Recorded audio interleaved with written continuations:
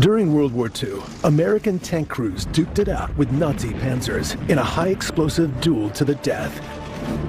Crammed inside 30 tons of rolling steel, the GIs went up against a better-armed and more experienced enemy. All too often, the tanks became a steel coffin. It was a war where guts and courage were the secret to survival. Meet the tank crews, next on Modern Marvels.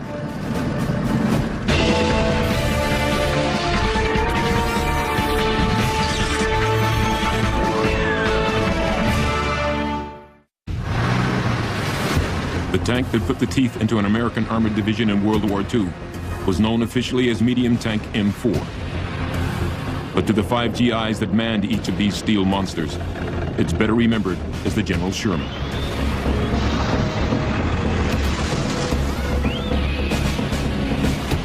The crews hoped that their Sherman would live up to its Civil War namesake, cut a path through hostile territory and leave in its wake a defeated enemy.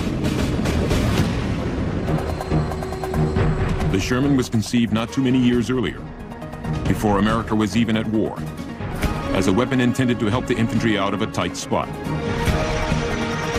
It was supposed to roll in and blast away at machine gun nests, enemy troops, and other soft targets.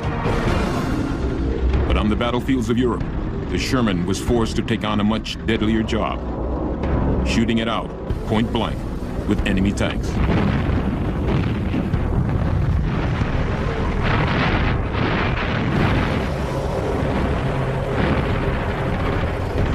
Everybody was frightened, everybody was scared, but it got built into you. You know, if this is what you were going to do, you were going to see it through, one way or another.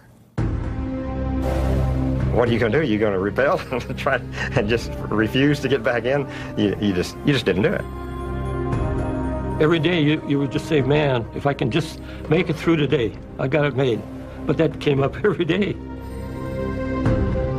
Every time we got into a tank, it was suicide in a sense that we could have been killed at any time, and we knew it. But at the same time, I think we all felt that we were still somewhat invincible. During the war, the American Army fielded 16 different armored divisions.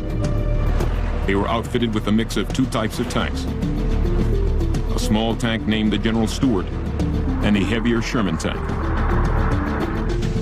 Only 2 of those 16 divisions, the 2nd and the 3rd, were designated as heavy armored divisions, meaning that their regiments were equipped primarily with Shermans. A heavy armored division was made up of 3 regiments, 2 armored regiments, and a regiment of mechanized infantry, plus field artillery, medical staff, supply people, signals people, reconnaissance units, combat engineers, and a maintenance battalion. Altogether nearly 14,000 men. Placed bumper to bumper, their vehicles would stretch for almost 10 miles. But a heavy armored division's combat power, its reason for being, was its 232 Sherman tanks. The 3rd Armored Division had been formed back in the spring of 1941.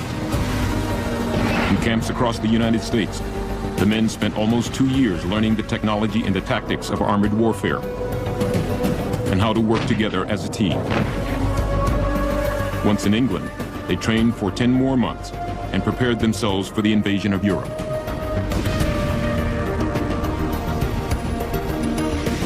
They came ashore at Omaha Beach in Normandy, France in late June 1944, 3 weeks after D-Day. And on the morning of June 29th, the men of the 3rd Armored Division got their baptism of fire. They attacked the Germans dug in around Villiers-Foussard, a small village in the French hedgerow country.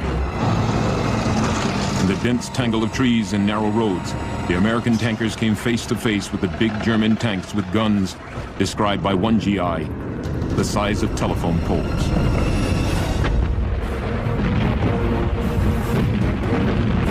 The German Mark IV and the 53-ton Mark V Panther tanks, with their high-velocity 75mm guns, made mincemeat of the Shermans.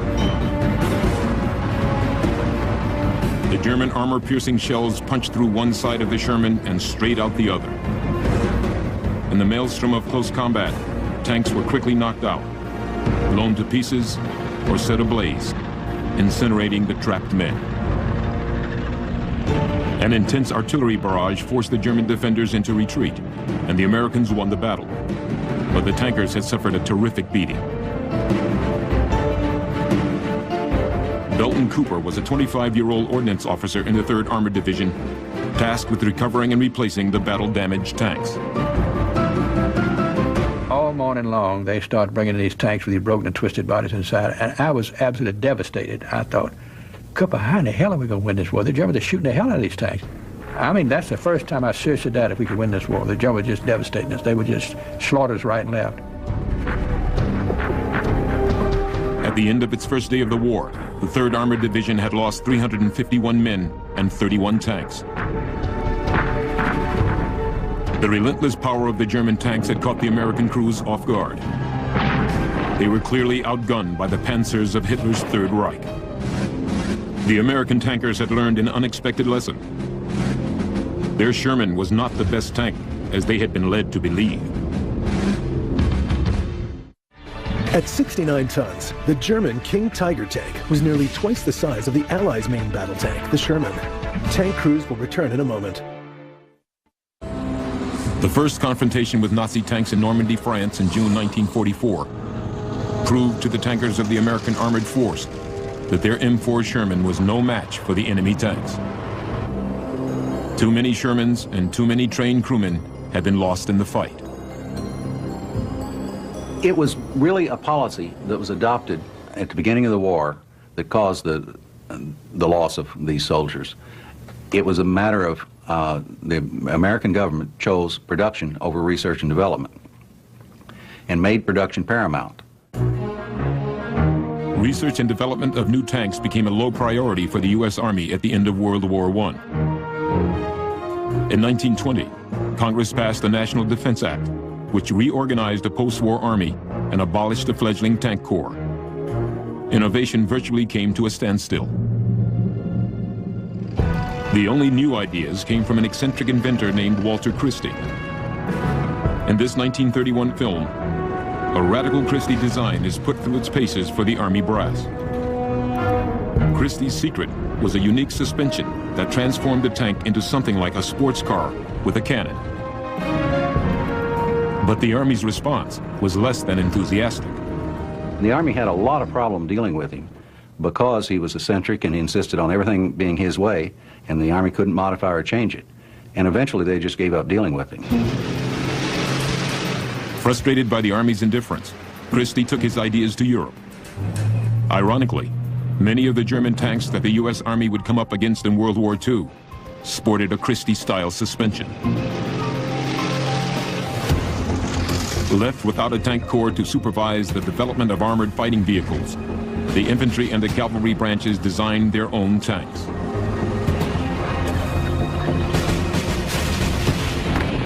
The infantry looked at tanks as weapons that should support riflemen on the assault.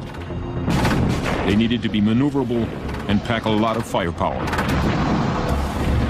In 1939, the infantry settled on a tank called the M2 Medium. It had a crew of 6, no less than 8 .30 caliber machine guns, and a short-barreled 37mm cannon in a top turret. The cavalry, on the other hand, had considered its traditional roles in scouting and pursuit, and put its money in lighter, faster tanks. They were armed with either machine guns, or in later models, a 37mm cannon. The light tanks required just 4 crewmen. Harley Swinson drove a light tank. At the time, we had just shoe signals on our shoulders and stuff, you know. You didn't have a radio contact. It was mostly manual contacts for driving and backing up, right or left. When they wanted you to stop, they'd give you one good rap, you know. You know you were supposed to stop. On September 1st, 1939, the Germans surprised the world with the power of their blitzkrieg attack on Poland. Compared to the American tanks back home looked like toys. On July 10th, 1940, the Army created the Armored Force and immediately began to play catch-up. Army planners needed a new tank, and fast. Tank builders at Chrysler wanted to replace the small 37mm of the M2 medium with a larger 75mm cannon already in the inventory.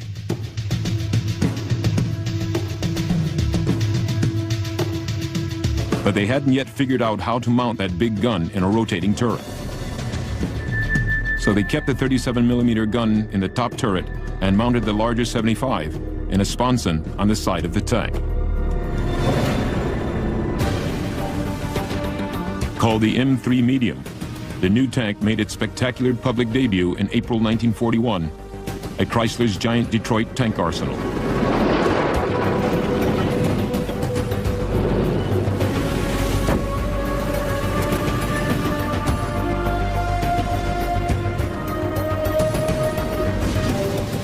The M3 went to war with the British and U.S. armies fighting the Germans in North Africa.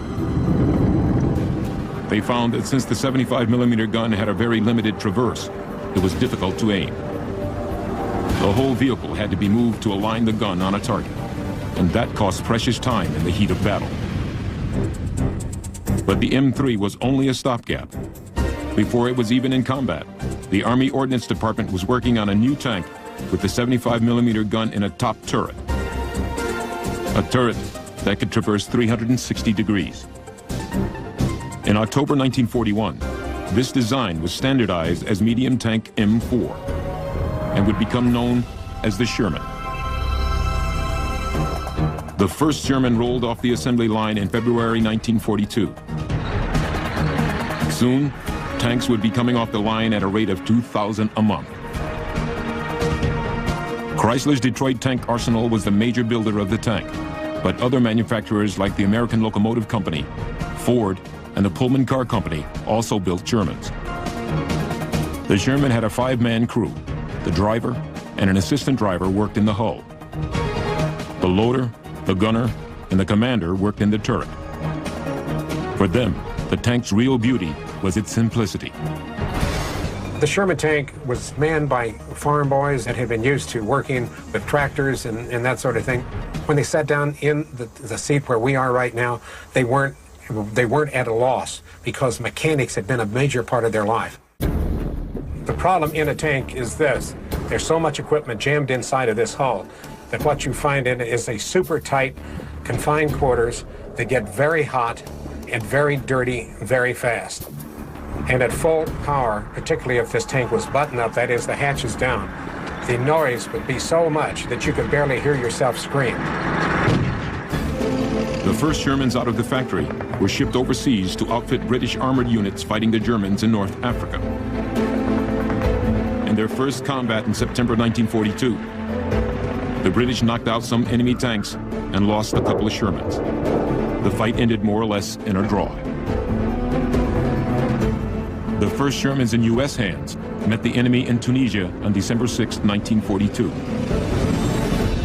A company of 5 tanks from the 2nd Armored Division attacked German tanks and anti-tank gun positions. All 5 Shermans were destroyed. By the time the U.S. Army was fighting the Germans in Sicily and Italy, it was clear the M4 Sherman was outclassed. Its 75mm cannon had a low muzzle velocity. The speed at which the shell left the barrel was too slow to punch a hole in the thick German armor. The men shared stories of watching their shells harmlessly bounce off Nazi tanks. The German guns, however, with their higher muzzle velocity, easily riddled the Shermans. With a weak gun and thin armor, the Sherman was a death trap. Inventor Walter Christie spent 5 years developing the suspended cannon tank at an unprecedented cost of $382,000. Tank crews will return in a moment. The unavoidable compromise that builders of the U.S. M4 Sherman had to make between firepower, protection, and mobility would become even more obvious as the Allied forces came ashore in Normandy, France. During the summer of 1944, the Sherman crews would suffer considerably.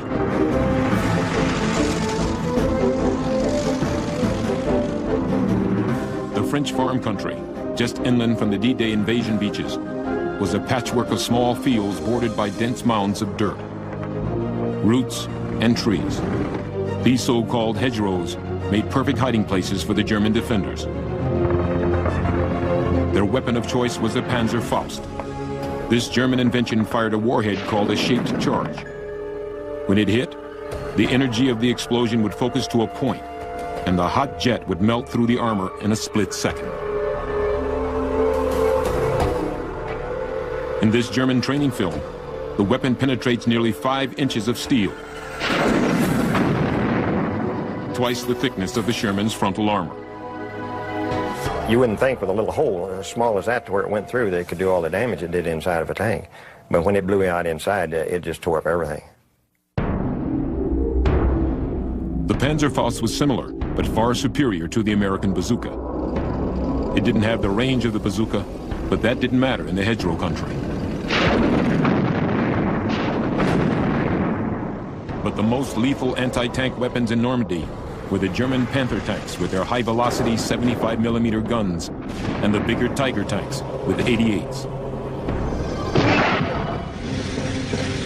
July 11th, 1944 was one of the most critical days in the Battle of Normandy. The Germans launched a massive counterattack near the town of St. Lo. German tanks from the 3rd Armored Division moved forward to repel the onslaught. The American tankers soon found themselves overwhelmed. Walter Stitt was 20 years old and a gunner. The lieutenant came over and ordered the tank commander to get out of the tank, said he was going to take over. And found out later the lieutenant had already lost 2 tanks that day, and this was his 3rd tank. And so he got in, and we were sitting still, and all of a sudden the platoon sergeant started yelling over the phone, said, "Lieutenant, they're shooting at you, back up, back up." Then the sergeant got on him again, said, "Lieutenant, back up, back up."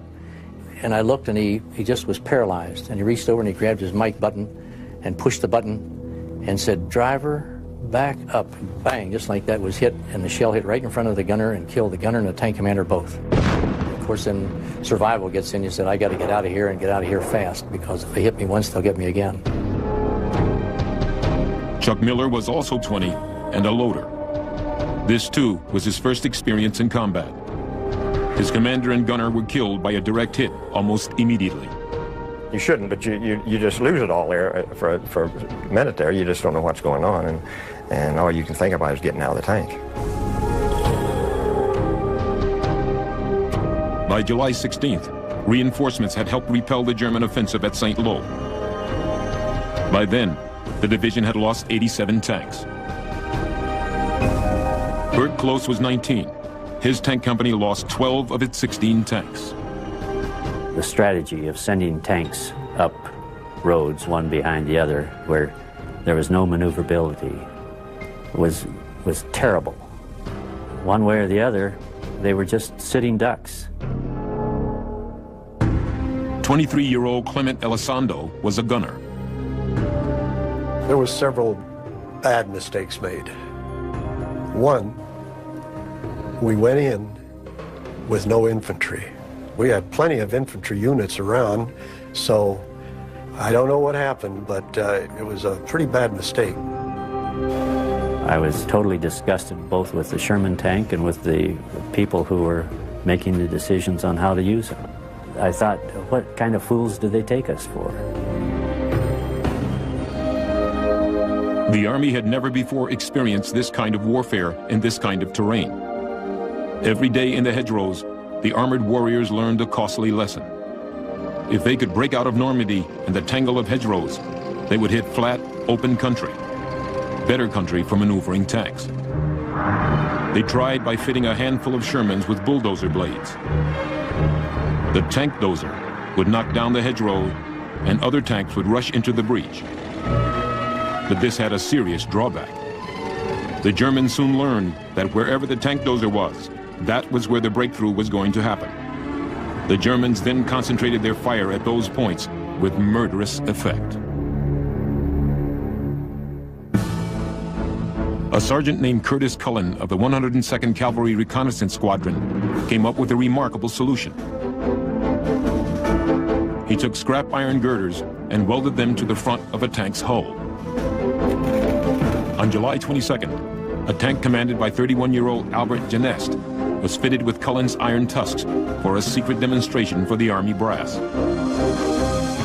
I was set up there with my crew, And we got in position, and we got the order to hit it. And we hit it, and we went through, and we went back to the bivouac. That's about how long it lasted. Cullen's device, called the Hedge Chopper, or the Rhino, became an instant hit. The 3rd Armored Division commander wanted 57 of his tanks fitted with the Hedge Choppers by the next morning. The task of mass-producing the device fell to the division maintenance crews. Well, they had to make a different hedge chopper of each tank because the parts were all different. We just cut up parts and tried to put them together the way we could. So the individual men had to improvise and design their own hedge chopper. We'd have one guy cutting up the steel, one crew was fitting the steel together, another crew was coming welding out. Maintenance men worked around the clock, cutting and fitting the Hedge Choppers. They were racing to rig as many tanks as possible in time for Operation Cobra, the upcoming Allied attempt to break through the German lines. The big attack was scheduled to begin the next morning. We found out it took 40 man-hours of labor to weld up a hedge chopper. And we only had 40 men, we only had 7 hours to go. So we worked all night long, worked our butts off, but instead of 57 hedge choppers, we had 7 the next morning. That's all we had. But fortunately, the good Lord looked after us, and the storms and the rain and the weather was so bad that the Air Force had delayed the attack for 3 days. Well, in 3 days, we got about half of them on there ready to go. We never had the 57, but we got about half of them, about 25 or so. And that was the thing that really saved the day. After the weather cleared on July 25th, a combination of air power, artillery, infantry, and armor broke the German lines. Enemy containment collapsed, and the Allied armies hurtled into the heart of France. The 3rd Armored Division moved 17 miles in 2 days and lost only 2 tanks. It was the best single innovation that I know of that improved the capability of the Sherman tank. And in fact, I think without the hedge shot, I don't think we'd have gotten out of Normandy. I think we'd have been bogged down there. I don't think we could have really broken out. For his invention of the Hedge Chopper, Sergeant Cullen received the Legion of Merit. And the Sherman crews got a new lease on life. More than 49,000 Sherman tanks, each weighing 35 tons, were built by the U.S. during World War II. Tank crews will return in a moment. It was during the pitched battles to break free of the French hedgerows that the crews of the American M4 Sherman discovered its greatest deficiencies. The 75mm gun was too weak, and at just 2.5 inches, the armor was too thin. The Sherman's hull was penetrated so easily that both the enemy and the crews themselves took to calling the tank a Ronson, an allusion to the American cigarette lighter that was advertised as always lighting the first time. The tankers often added their own armor. Steel plates, called applique armor, were welded over vulnerable spots. Spare steel tracks, sandbags, and even logs were slung on the tank in an attempt to break up the searing blast of the Panzerfaust. By the summer of 1944, improved Shermans had begun to arrive in quantity. Upgraded Shermans like the M4A3E8 or EZ8, with its thicker armor, better suspension, and a safer way to store ammunition was a welcomed addition. But the most appreciated improvement was the new 76mm gun. Although the shell was just a scant millimeter wider than the 75, the propellant capacity of the casing was about 50% greater. That gave the shell a much higher muzzle velocity and a better chance of penetrating German armor. But the armored warriors had improved their chances of survival not by just improving the tank. They had also improved the way they used the tank. Tankers learned to attack with the support of not just infantry, but with artillery and air power. This new way of fighting as a team came to be called combined arms warfare. Oftentimes, aviators from the Army Air Corps traveled with the tanks to help coordinate the attack. We had a liaison assigned to each company from the Air Corps, and they had a special radio where they could talk to their pilots. And he rode right along with us and communicated with airplanes when we were getting their support. And it was really good when you'd see one of those P-47s dive right ahead of you, and you'd hear a big bomb boom, and you knew, rest assured, when you got up there was going to be a tank laying on the side there. The Allied armies, with the 3rd Armored Division often in the van, used combined arms to great advantage as they swept across northern France. They had become a veteran fighting team, well versed in the art of armored warfare. The hardest thing I had to do was to shoot somebody. You know, that's just entirely foreign to the way you've been raised, is to shoot and kill somebody. And so the first few times that you step on that trigger, knowing that you're really trying to kill somebody, it was really difficult. But after you've been in combat for a while, you see other men killed. You begin to get the feeling it's going to be me or them, and if it's got to be that way, it's going to be them and not me.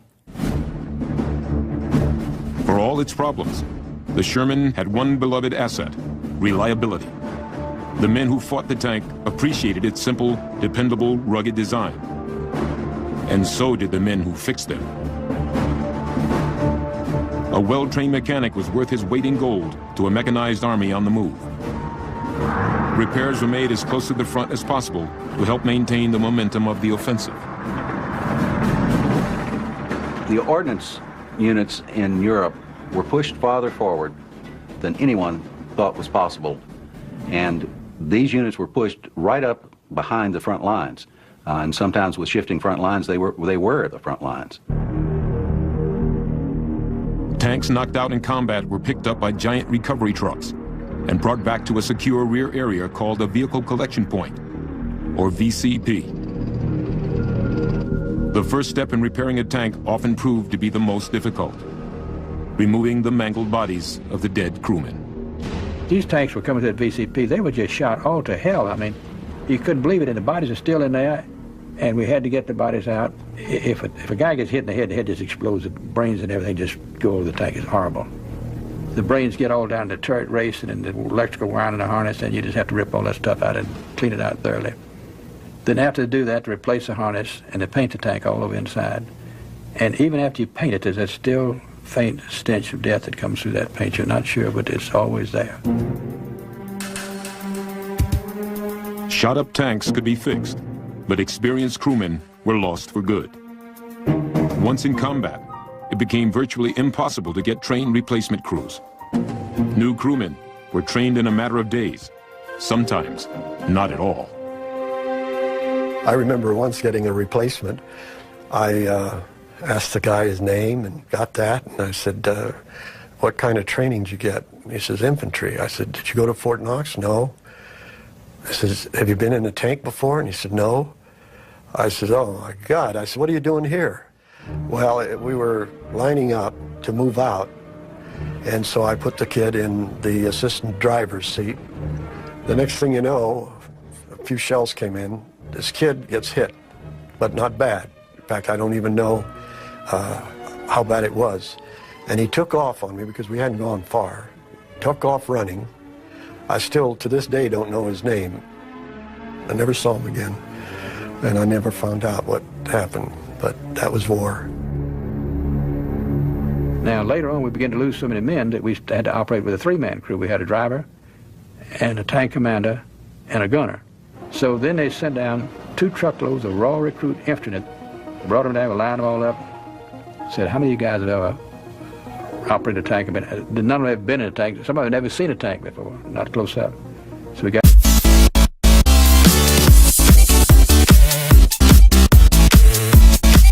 them out there, so we took them and divided them into crews. And so we took a tank driver and 2 men, put them in a tank. We let each man fire 3 rounds apiece. That's the only training they had on that gun. That's all they had first time. And about 5 o'clock that night, we released them, and going out about 8 o'clock that night, 3 hours later, out of that 17 tanks, 15 were knocked out alongside the road. And I don't know whether any of those young guys survived or not. They had no idea what they were getting into. And I thought, how in the hell can you send these kids out? But there was nobody else to send. That was it.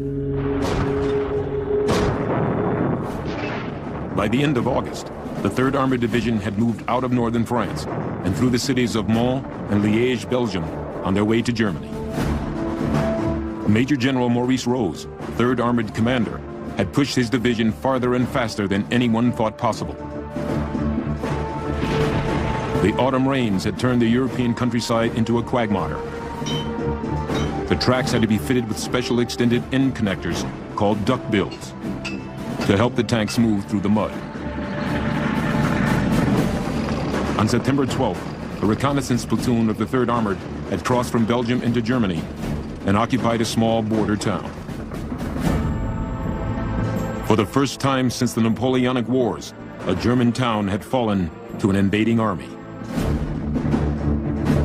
The soldiers of the 3rd Armored, the 2nd Armored, the 4th Infantry, and a host of other divisions wasted no time in assaulting the Siegfried Line, the complex network of German bunkers and defensive fortifications. From now on, Hitler's soldiers would be defending their home turf, and for them, no sacrifice would be too great to blunt the spearhead of the armored warriors. The U.S. Army Ordnance Department, in charge of the design and maintenance of all weapons, grew from 334 officers in 1940 to 24,000 by the time of the Normandy invasion. Tank crews will return in a moment. The American armored and infantry divisions cleared a path through the vaunted Siegfried Line by the fall of 1944. Even though German resistance was stiff, it looked like the Allies could end the war by Christmas.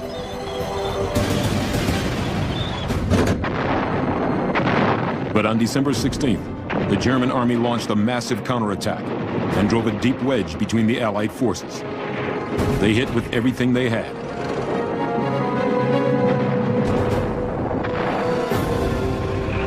The American Air Force couldn't fly in the lousy weather, and the tankers found themselves fighting for their lives. You know, you keep wondering how much longer it can go on, or am I going to get it tomorrow, or, you know, what's going to happen? You get to where it's a survival of the fittest, and if you're lucky, you make it. I think there was a time when I felt that I could have died, and that would have been all right. I wrote to my folks once when I thought maybe that time was coming, but I did tell them that they should know that if I am killed, that I got more Germans, or more Jerrys, than would ever even up by getting me.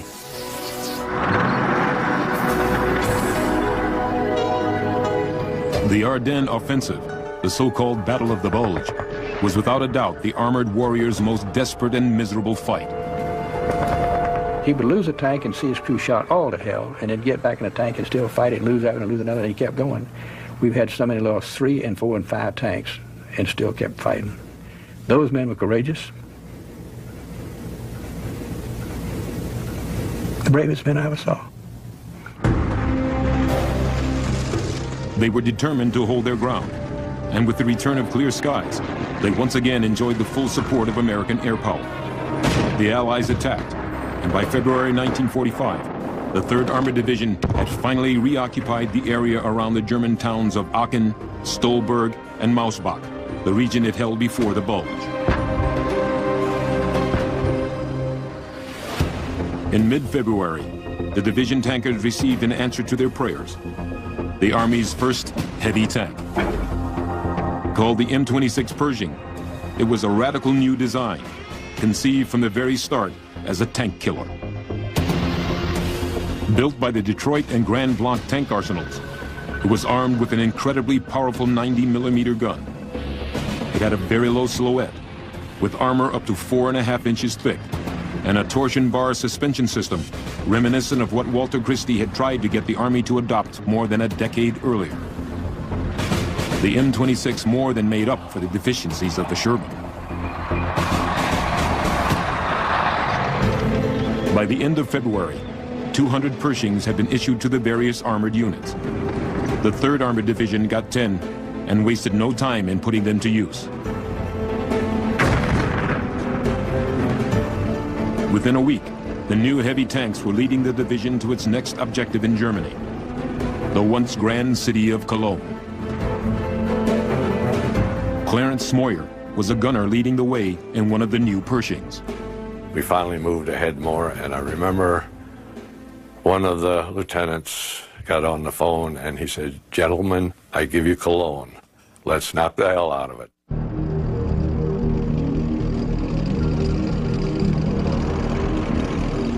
A Signal Corps photographer, Tech Sergeant Jim Bates, tagged along with the division as it rolled into Cologne. His film footage captured the extremes of the armored war, the vulnerability of the Sherman, and the power of the new Pershing.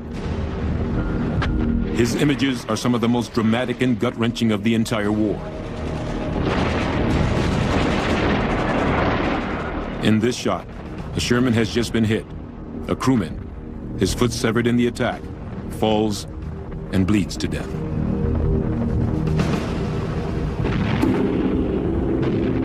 The Pershing crew spots the enemy tank, a Mark V Panther, moving behind a building.